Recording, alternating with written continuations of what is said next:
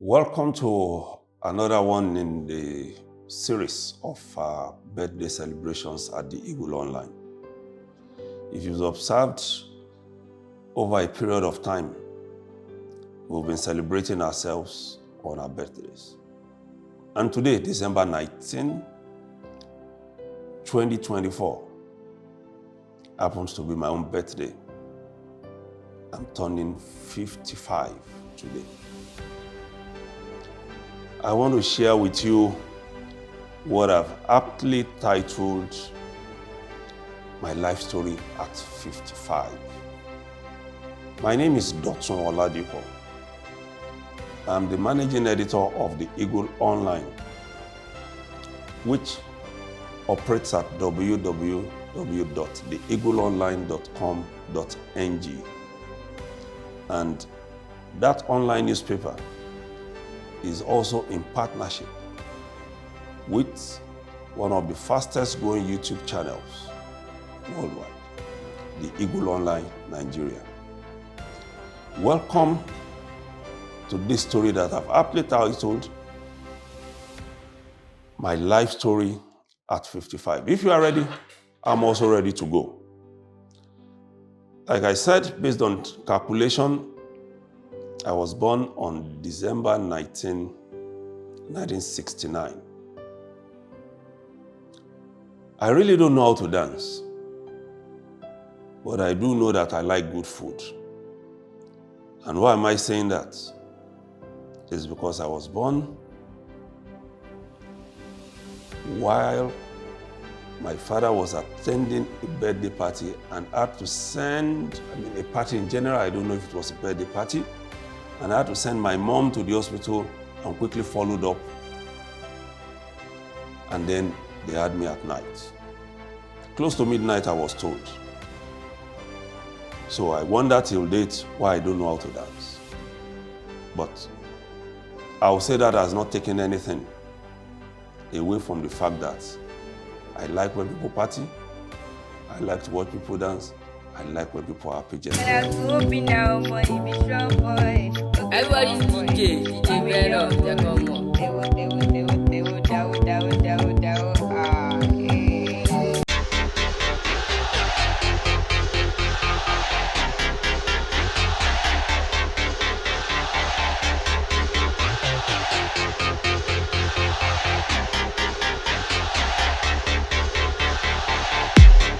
Come to my world. For my school,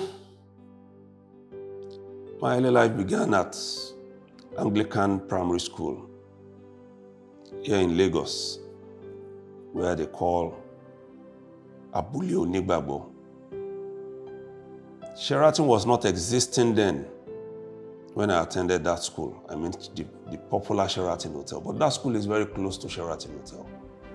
At that time, we lived at the police college in Ikeja, from where a lot of us who were children of policemen and policewomen walked gallantly to school and back. I left that school at primary 5 and did my final year in Ibadan at another Anglican school, Emmanuel Primary and Secondary School, which is at UI. After my primary school education, I then went on to Methodist Grammar School, which is at Bodija. They call it Methodist Grammar School Juweri because it's very close to the rail track in Bodija. So I grew up knowing myself to be somebody very sickly, if I can describe myself as such. In fact, from my recollection, I never gave myself a chance of going beyond my teenage years. As I grew up, I was always falling ill.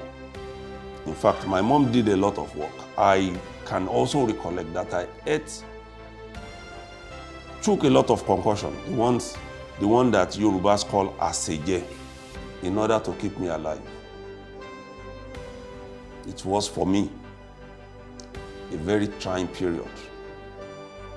But thanks to a female doctor at the famous University College Hospital, Ibadan, I can only recollect her surname now. We call her Dr. Oladipo, who, after a series of tests,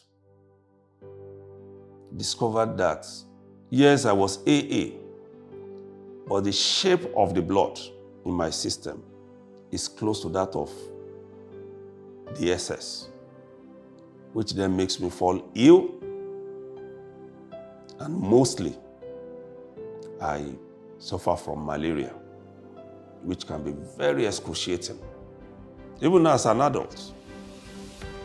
Yes, I can withstand more of the pains now, but regularly I still treat malaria. But I get on, and life goes on. I'm 55, and indeed, despite all the hurdles of being in and out of the hospital in my early years, I can't recollect as an adult if I've done more than 2 visits to the hospital where I had to stay overnight. That's because I now know what to do and how to go about it. So, after my secondary school education at Methodist Grammar School, I tried getting into the university. My score in the JAMB examination was quite good, the first attempt. I can recollect that I had 288.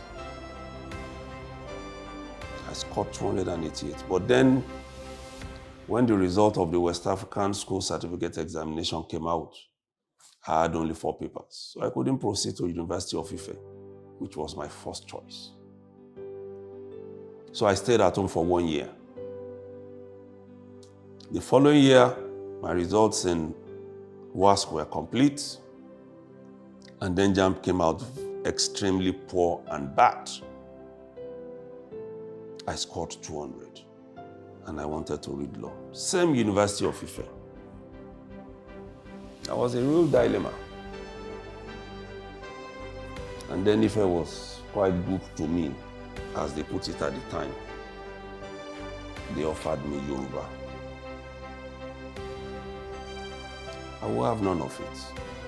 And then I opted for the Polytechnic, where I was given mass communication instead of the law I would have loved to read in the University of Ife. I took it up, and at the Polytechnic Ibadan, our campus was in Erua, quite a rural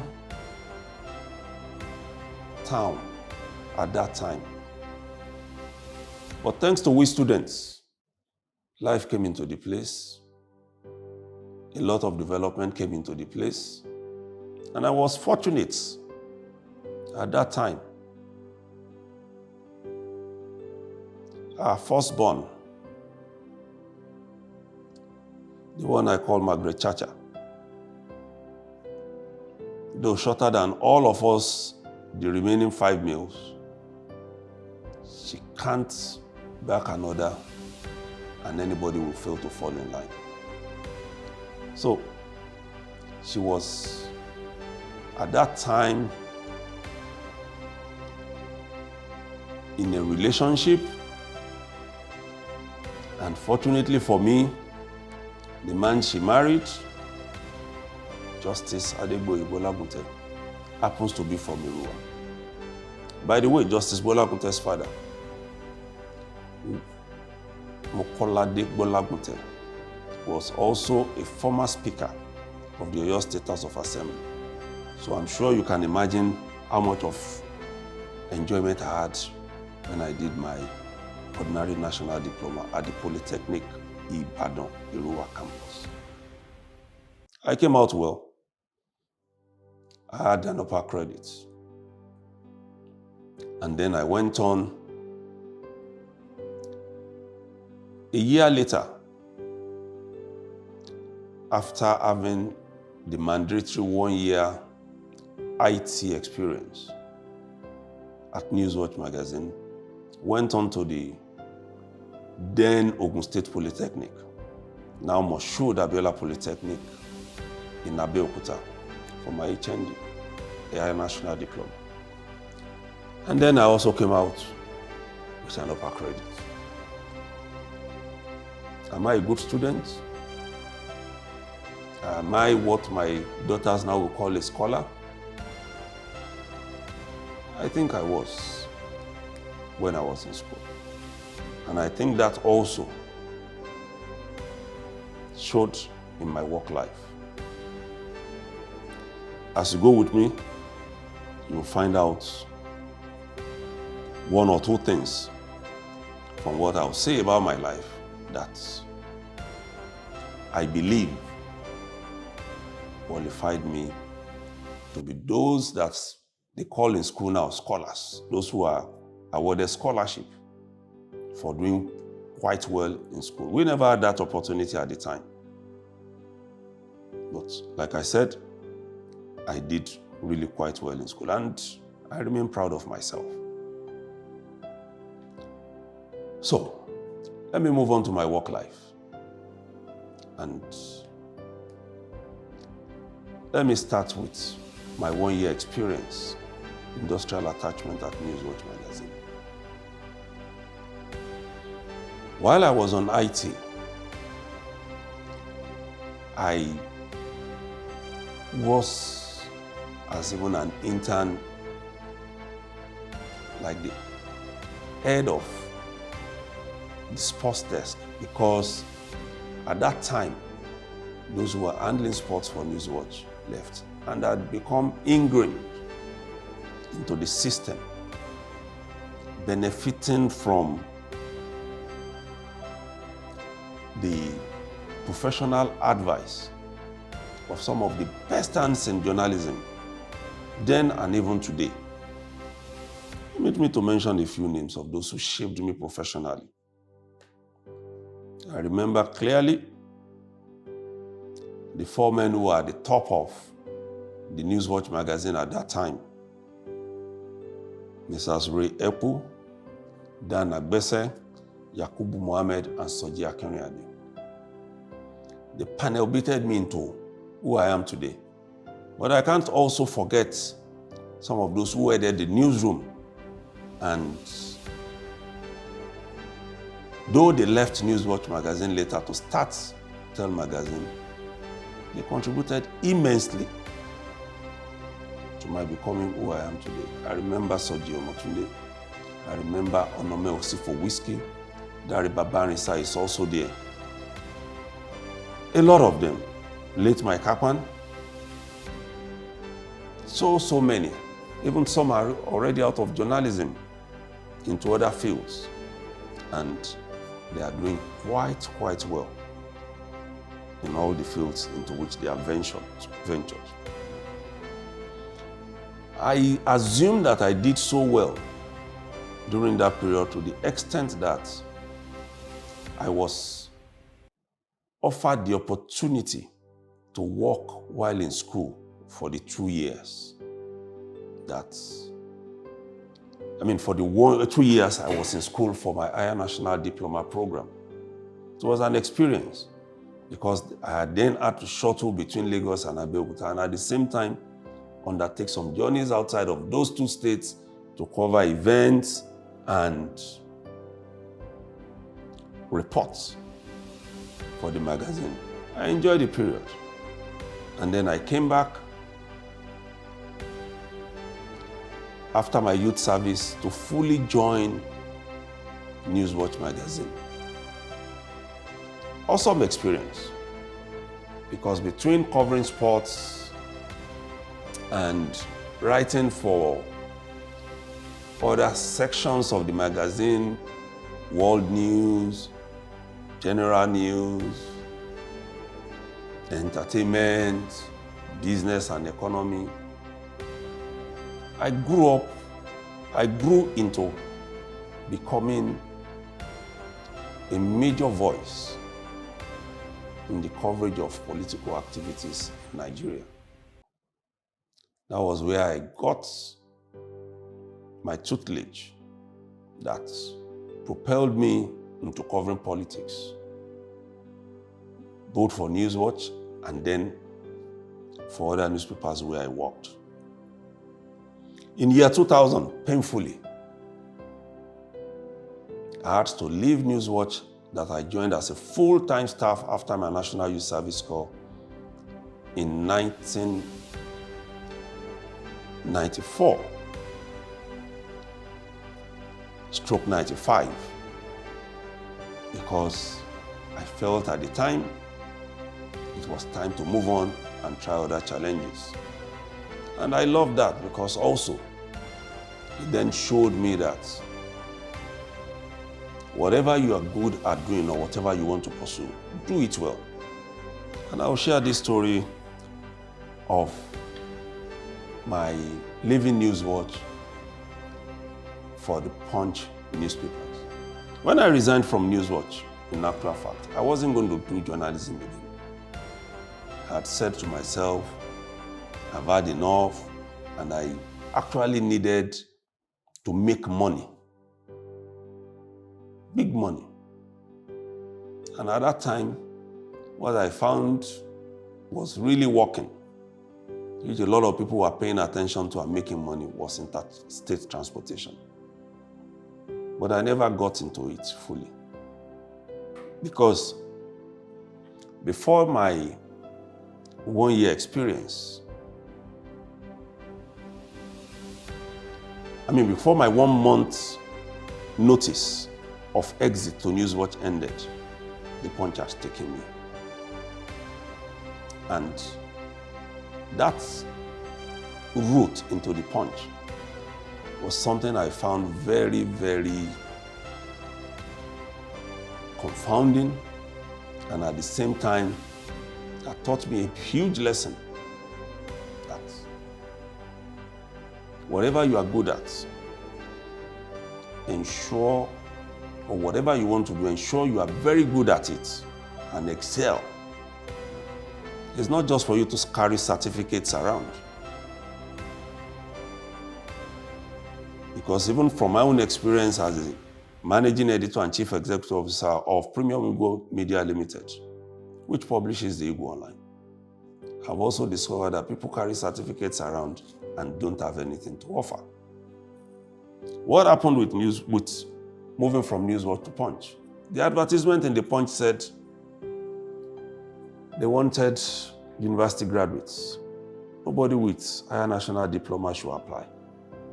But I applied. And that marked the beginning of a journey I had with one of Nigeria's finest editors and columnists, Azui Shekwelu. As the editor of Saturday Punch, who wanted a reporter researcher,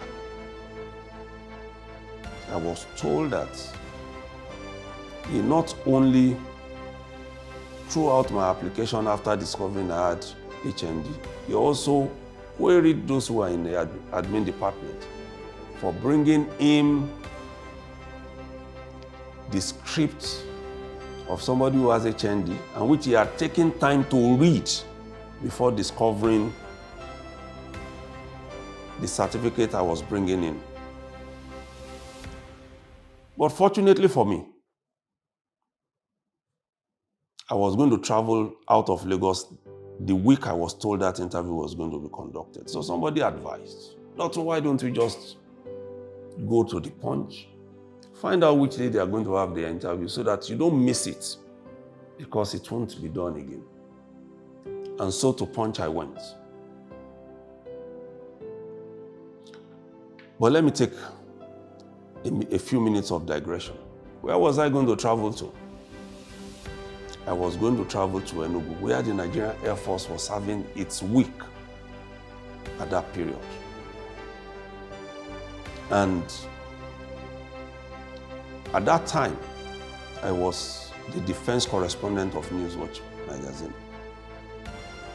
And this brings to mind an experience I would like to share with you. Having survived illnesses and all the rest in my childhood, I was also very lucky to have survived an experience I had in Liberia when we went to cover the war in that country and also that of their neighbor, Sierra Leone. On one of the occasions we landed in Liberia, and to the hotel we went. Not long after, Liberian soldiers stormed the hotel where we were. My first thought when I had the commotion was to go and look for the head of the team, who was then the director of Defense Information, General Ugbo. On getting to his room, I saw he was already being rough-handled by those I'll describe as rascals who claimed they were Liberian soldiers. Because at that time, he had already identified himself as a colonel in the Nigerian army. And this was the Nigeria that brought peace to that country and trained these same soldiers. And then they beat me up, these soldiers. Injured me and took me and 3 of my colleagues away. Kept us in a cell in the headquarters and held us hostage after collecting the money we had with us. And then I was told after we came out that what brought us out was an order from the then head of state, late General Sani Abacha, that if they failed to release us in 10 minutes, the Nigerian Air Force fighter jets should bomb everybody in that building, including the Nigerians who are being held there, to teach them a lesson. And that building at that time had the president, the vice president, their chief of defense staff, all their military heads were in that building. So under 10 minutes, we were out after about 3-4 hours of discussion with them to release us. On hearing what late General Abacha said, they quickly took us out and started apologizing. Like I said, that's a digression, because at the time I was going to travel, like I said, and I was advised to go to the Punch to check what was happening. I was also going for another defense assignment in Enugu. So I'm getting to Newswatch. I met the lady downstairs, I recollect now very vividly. Her name, Folake. She told me I should go to the secretary to Azu, as we fondly call him, and which we still call him till now. His secretary's name, Eunice now. Eunice told me as I entered the office, "Who are you?" I told him I'm Dotun. He said, "Hey, you are the one who caused problem for us here. Editor almost sacked all of us. Because, to quote her in pidgin English, he said, na HND you get, why them put your paper?" As we were having this discussion, I just heard a voice from behind the door. "Who is there?"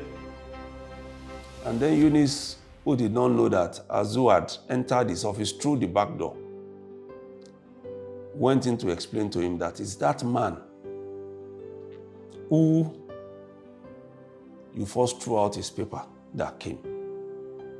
Meanwhile, Eunice had told me before Azu entered that Azu had already asked admin to return my paper to him because he found that the stories I wrote were some of the most outstanding from what they got as application.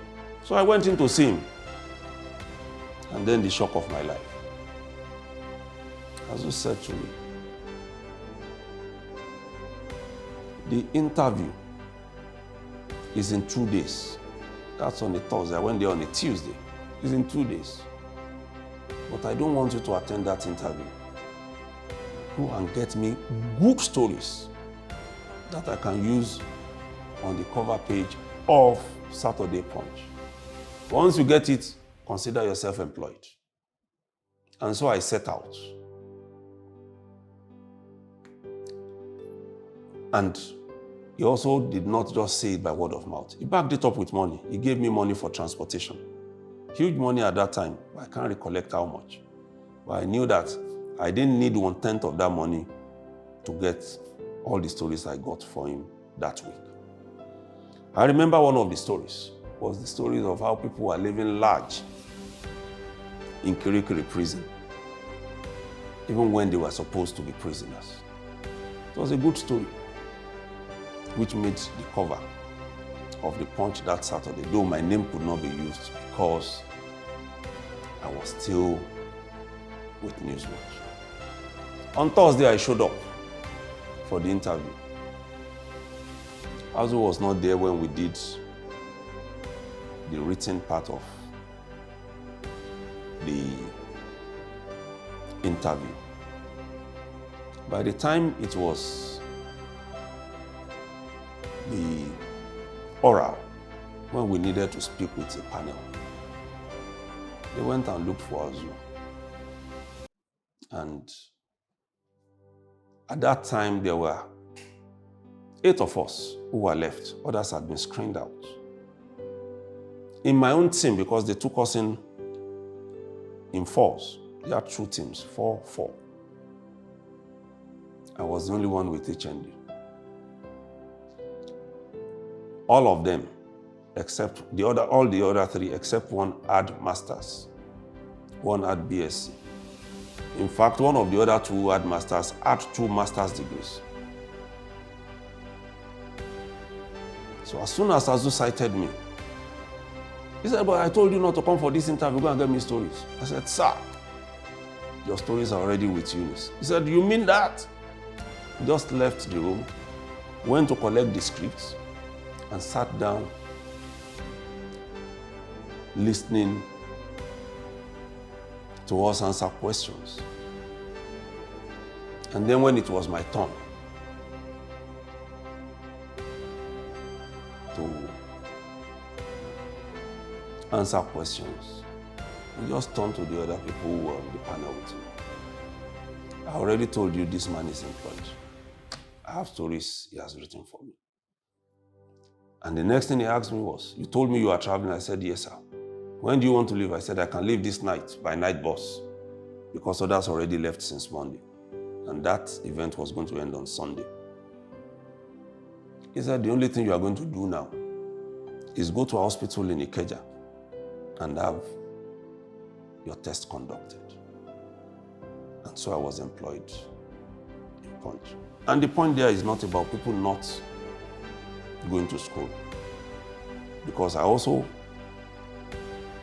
did try twice to obtain a master's, but the course of work, and because I did not want to go through the back door to obtain a certificate, did not allow me to complete it twice.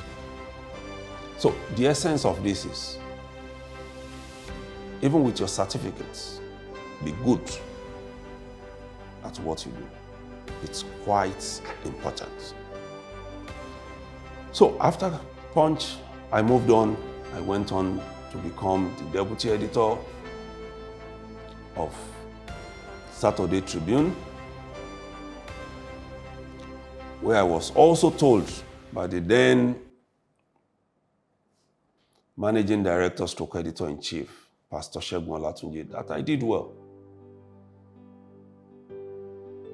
I can't recollect the figures now, but I think it told me on my exit that my entry into that title moved it from about 4,000 or 5,000 copies weekly to about 15,000 copies weekly. And I was quite happy with that, and then I went on to Nigerian Compass, where I was first employed as editorial page editor, and then went on to become the editor of the Sunday title, and then the managing editor, editorial, advertising, and marketing. It was not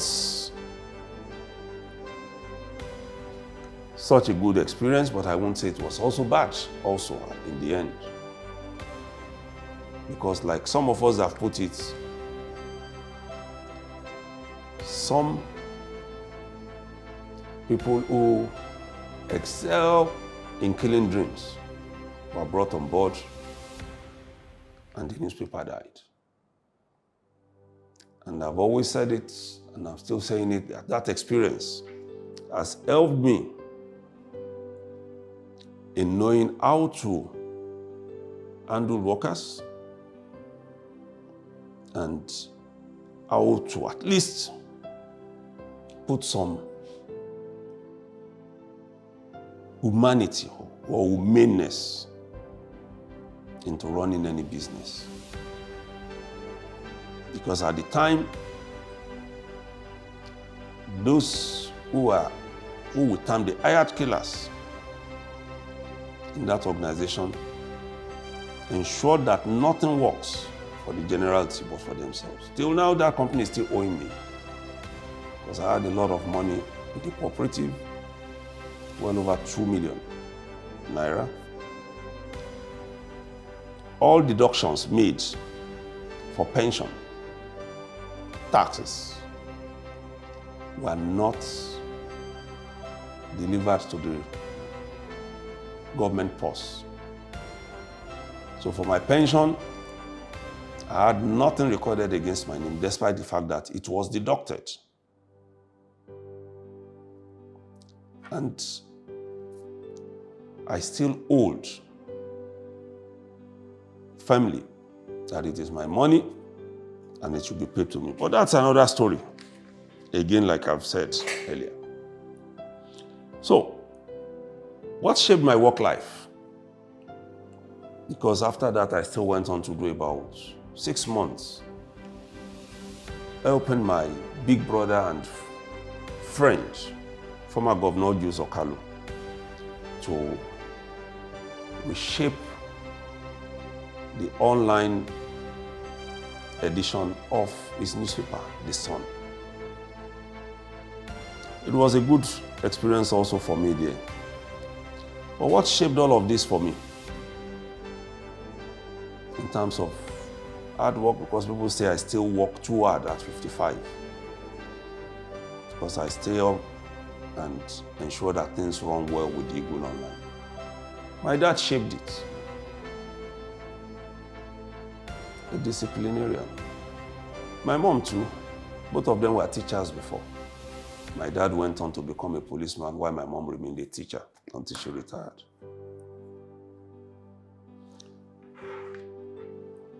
And I think I liked their style, because you are forced to work hard for every kobo that you earn. And it also helped me because to use the word loosely, I was also domesticated. Except all the English foods, there is hardly any food in my own region that I don't know how to make, including pounded yam. Not the one you make with machines, right inside the mortar. I can do that. So that shaped me a lot. And till date, I really, really, really quite appreciate their tutelage. My dad is late now, and my mom is going to be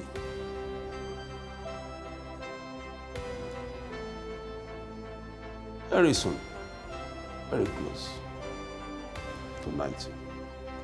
Still very strong, agile and going.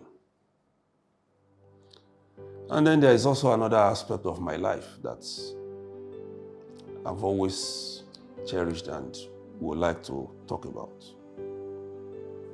I don't know whether to describe it as spiritual or church life. Some people still wonder why some of us ended up in new generation churches when we were brought up in the older generation churches. I was a product of the apostolic church. But over time, the nature of the journalism work did not allow me to continue with that church, because at the time I was going to settle down at Daystar Christian Center, which is pastored by the one everybody popularly called Reverend Sam, and then his wife, Nike. I still like to call them Pastor Sam and Nike Adeyemi. Before I settled down there, church was becoming like a routine and boring.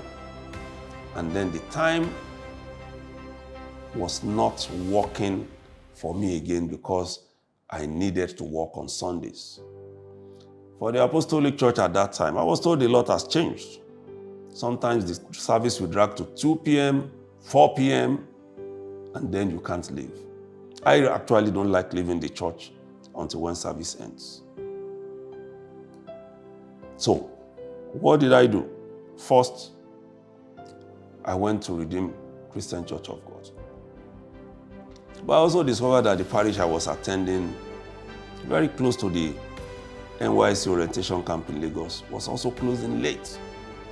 And at that time, my boss, Azu Shekwene, had moved from the Saturday title to become the daily editor, and then had moved me to the daily title, requiring that I must be in the office by 12 at the latest on Sundays.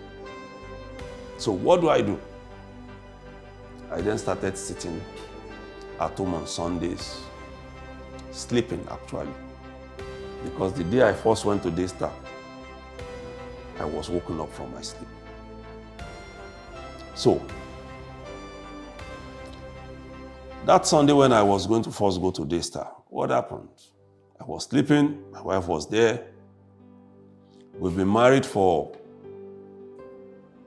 close to 2 years, no pregnancy, no child. And then my good neighbor,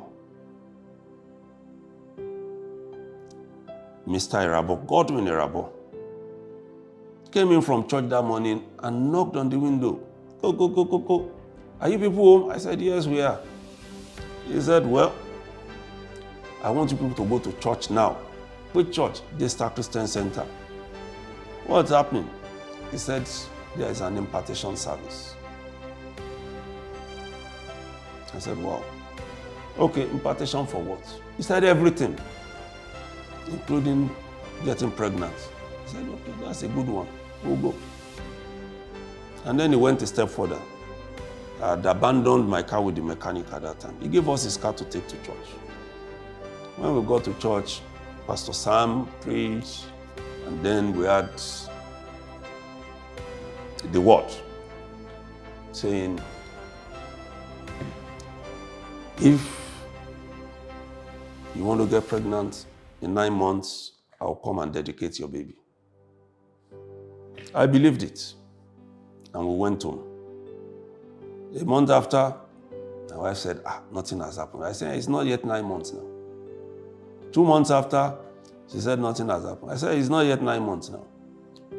And then the 3rd month, she got pregnant. So, for me, I was counting 9 months from the day we went to church. And then there was a Saturday, she called me and said, I wanted to go to Yaba. This was 7 months after I said, what is a pregnant woman going to do at Yaba? He said, I wanted to buy this, I wanted to buy that. I said, okay, but be careful. Then she came back. And I saw that she was all scattered. Hey, young woman, what happened? I fell down with my tummy, on my tummy. So what has happened? I'm not feeling comfortable. I can see like water. It's okay. Let's go to the hospital. And off we went to Ikeja Medical, which was then our hospital. They said I couldn't sleep over in the hospital that day. So I said, it's fine now. I'll go to my house. I'll come back in the morning. On Sunday morning, I saw her and then went to church. And I got back.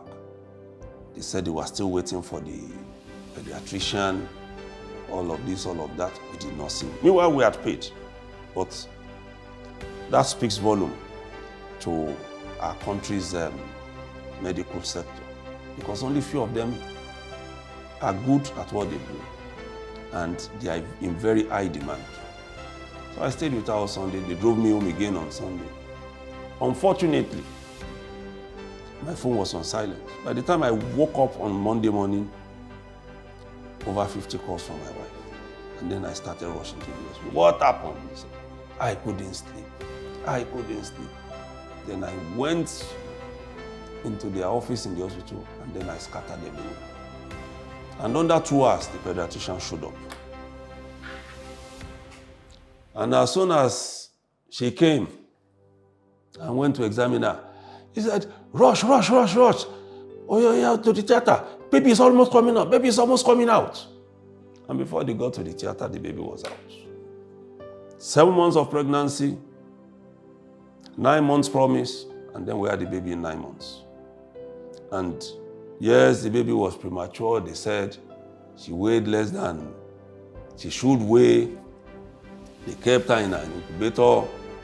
But I can tell you today, at 21, Ewalu, our first daughter, is bigger than all those in the house. And let me humor a little. I'm expecting a 4.99 score for my, I said, don't make it perfect. Give me a 4.99 score in chemical engineering from the University of Illinois. So that shaped my decision to stay with Mr. And during those periods, I learned a lot, because every first service, then Pastor Sam was teaching business. And if you are there, you didn't gain anything, then it means you didn't go to church. And then all of the in-house trainings too. A lot of people just feel it's about churchy things. No, it's not. Church is not all about telling people that they're going to go to hell. It is also helping them to shape their lives so that the things that they do wrongly that will make them to go to hell can be corrected by placing them in a position where the temptations that they encounter will no longer exist. For instance, a man who steals money, if he knows how to make money legitimately, he won't do so again. And that's what I find very unique about this town. It's a church that shapes you and puts you on the right path. It's not just a church that tells you your next path is hell without showing you how to avoid the hell. And then my family life. That's a big one for me. Let me confess. I never planned getting married. Why? I didn't have a good impression that marriage is worth it. And that's based on how I grew up. I won't offer you too much explanation on that, but I didn't want to get married. Bottom line. My plan, to have a daughter and travel the whole world with her. And then enjoy myself. So, what then happened? Somewhere along the line while I worked with and for Newswatch, I was sent on an assignment to Ibadan.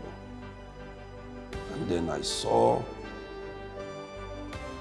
this lady who wore a short dress in the same bus I boarded. And I saw that she was feeling very uncomfortable, that perhaps this tall man who is sitting beside him then was pulling down the dress. And I said, no, you don't need to pull it down. You already wore it. You saw it before you left the house. So leave it alone. And at that time, I had finished what I went to do in Ibadan. Actually, what I was trying to do was to find my way out of Ibadan. So I asked her where she was going. She said she was going to her aunt's office in Dugbe, which is just a few kilometers from Mokola, where I also boarded the bus. And then we got talking, and I discovered she was also studying mass communication at the Nigerian Institute of Journalism in Lagos. So we exchanged contacts. Unfortunately, at that time, there was no GSM. So it's landline. You must either go to Nitel to make a call or be in your office that has a landline and expect a call. After calling me a few times and she got tired because she actually told me she wanted to use her library for her project. I then told her, and then she then took the step of coming to the office. When she got in, the first time she didn't meet me. The second time she didn't meet me. The third time she didn't meet me. And then my boss then, may he so rest in peace, Kayode Oladipo. The fourth time as I came back, he said to me, put your bag down. I did. He said, I'm not going to allow you to sit. Oh yeah, start going to NIG to go and look for this lady. Because the first time she came, rain beat her. The second time, rain beat her. The third time, rain beat her. And this fourth time, rain has beaten her too. Oh yeah, you too. Enter into the rain and go and look for her. So that was how I left for NIJ to go and see Taiwo Yusuf, who eventually became Taiwo Oladipo. And from there, from my interaction, I discovered that in so many areas, we could connect.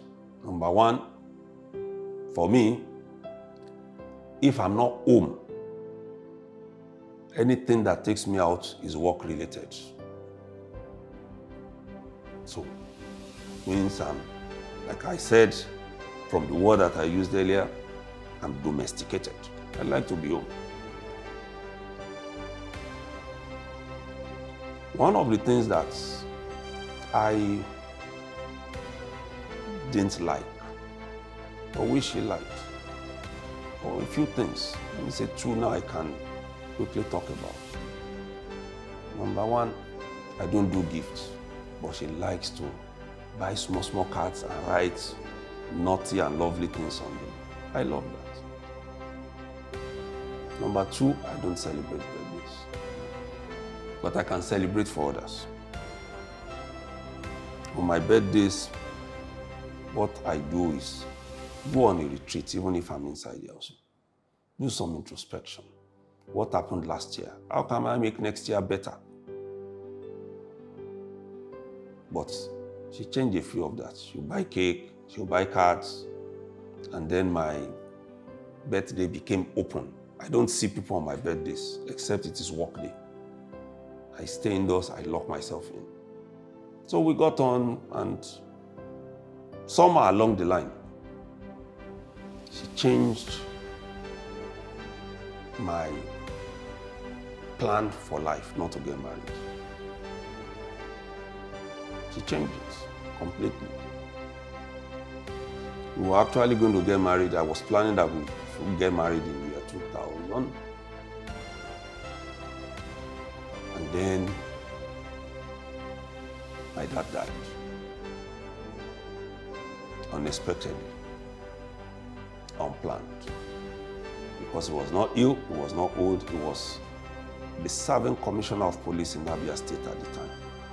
He just went out, felt a little bit uncomfortable, went to the hospital and never came out. So we moved our wedding by 1 year and got married in 2001 at the registry, and had a party or a reception on a field, a secondary school field in Ibadan, and then had an all-night party in my hometown, Ilesha, Osun State. Like every other friendship and marriages, we've had the good and the bad, but the good we were allowed to overcome the bad. And like someone I'll describe as a big brother and a role model, who was the presidential candidate of the Labour Party for the 2023 election, Peter Obi, once said to us as we grilled him on the issues in his then party, the People's Democratic Party. He said even he will be scared if in a whole day, himself and his wife, they agreed on every matter, despite the fact that they've been married for so many years. Meaning that there are no two people who will have the same position on issues except they don't talk for that day. There must always be something. So, for those who feel or who still say marriage is a scam, it all depends on where you're coming from. Till date, I still refer to my wife as my girlfriend, and I've always told her to behave like one. So, 55. What do I look forward to? How old do I want to become before I die? I've always told people when they pray that the first thing is that we should leave it to God. And the second thing is that the moment I don't believe in evil, my health can no longer carry my staying alive. God should not let me suffer one bit. He should take me. I've had a good life, good friends. I can't mention all of them all. Good bosses, good staff, good mentors. I can't mention all. If I start mentioning, I won't finish recounting all the names, but specifically and specially, I'll mention my father-in-law is late now. Good man. You can't wish for a better father-in-law. And as you all wish me a happy birthday, the most important thing for me are the friends I have around. And by friends, I mean everybody I've mentioned in all these categories: bosses, co-workers, staff, colleagues in the Guild of Corporate Online Publishers, my schoolmates in the Association of Mass Communication Graduates, my fellow publishers, editors with whom I've had interactions, and all the rest. There is a saying in my parts of the country, and I end with this: "Ènìyàn láṣọ mi." That means the people around me are my clothing. They are the ones who will not allow me to go naked. I appreciate you all. And on that note, I end this. Don't forget that we've always encouraged you to like and share our videos on the Eagle Online Nigeria. Don't always forget to do that. And also, if you have not subscribed to that fast-growing YouTube channel, please do so today. Use it to mark my 55th birthday. I'm going to watch out for those who watch and don't like, and I'm going to call you personally. Please go ahead and like our channel, and always remember, we have the latest stories there. So also, the same with Eagle Online. Thank you. My name remains Dotun Oladipo, the managing editor of the Eagle Online, a man of one wife and 3 daughters. Bye.